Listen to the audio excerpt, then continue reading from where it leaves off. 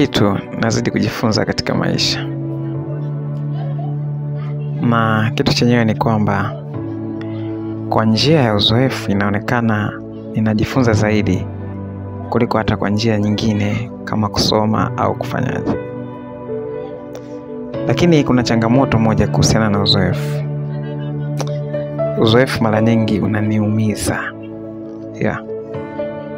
Uzoefu unaniumiza kwa sababu jambo ambalo nakuja kweli nimelielewa, lakini nakuta tayari limeshanitia hasara kubwa, limeshanipiga shoti. Lakini bado ukweli unabaki kwamba nikiwa kwenye uzoefu ndio najifunza zaidi. Sasa nitafanyaje? Fanyeje hapa?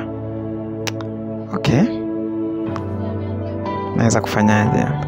Lakini kuna kitu kama vile naweza nikakifanya. Kwa nini situmie uzoefu wa watu wengine katika kujifunza? Ina make sense. Kabisa yani.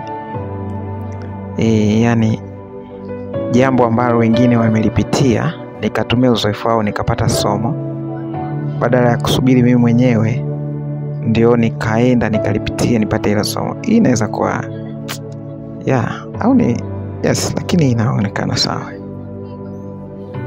Navyoiona hii itanifaa zaidi kuliko kusubiri uzoefu wangu mwenyewe. Ngoja nifuate hii.